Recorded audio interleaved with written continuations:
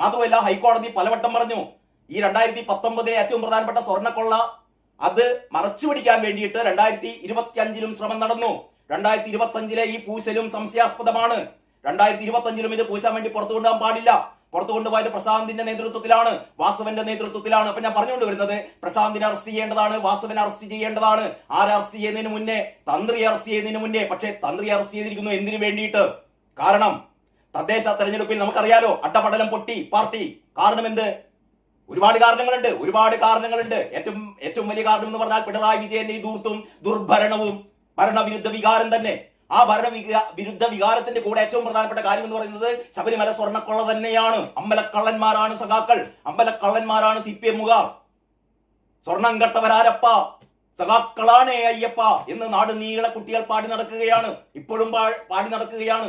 അപ്പോൾ ഇവർക്ക് മനസ്സിലായി, ഇങ്ങനെ മുന്നോട്ട് പോയാൽ ഇപ്പം അകത്ത് കിടക്കുന്നത് വാസുവും പത്മകുമാറുമാണ് അകത്ത് കിടക്കുന്നത്. വാസുവും പത്മകുമാറും ഇപ്പൊ ശങ്കർദാസും അകത്ത് കിടന്നു, വിജയകുമാറും അകത്ത് കിടക്കുന്നു, 4 നേതാക്കന്മാർ അകത്ത് കിടക്കുകയാണ്. കോൺഗ്രസിന്റെ ആരും അകത്ത് കിടക്കുന്നില്ല. ഇങ്ങനെ പോയാൽ അപകടമാണ്.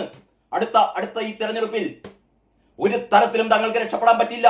ജനങ്ങളെ അഭിമുഖീകരിക്കാൻ പറ്റില്ല. ജനങ്ങൾ വിളിക്കും, കൈയൂണ്ടി വിളിക്കും, അമ്പലക്കള്ള എന്ന് വിളിക്കുമ്പോൾ എന്ത് ചെയ്യും? അപ്പോഴാണ് കാരണഭൂതത്തിന്റെ ബുദ്ധിയിൽ, അല്ലെങ്കിൽ P ശശിയുടെ ബുദ്ധിയിൽ ഇതിന്റെ കൂടെ ആരെയും അറസ്റ്റ് ചെയ്യണം, ഇതിന്റെ കൂടെ കുറെ കോൺഗ്രസ്സുകാരെയും അറസ്റ്റ് ചെയ്യണം, തന്ത്രിയെയും അറസ്റ്റ് ചെയ്യണം. ഇതിനു വേണ്ടിയിട്ടായിരുന്നു ഇവർ തന്ത്രിയെ അറസ്റ്റ് ചെയ്തത്. ഇപ്പൊ ഇനി നടക്കുന്നത് ആരെ അറസ്റ്റ് ചെയ്യാനാണ്? നമ്മുടെ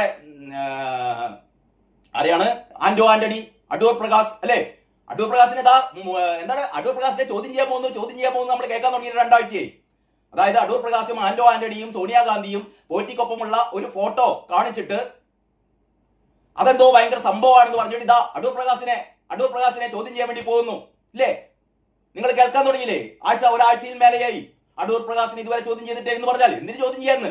പോറ്റി ഒരുപാട് ആൾക്കാരുടെ കൂടെ നിന്ന് പടങ്ങളില്ലേ? അപ്പോൾ എങ്ങനെയെങ്കിലും കോൺഗ്രസ്സുകാർ അകത്താക്കണം.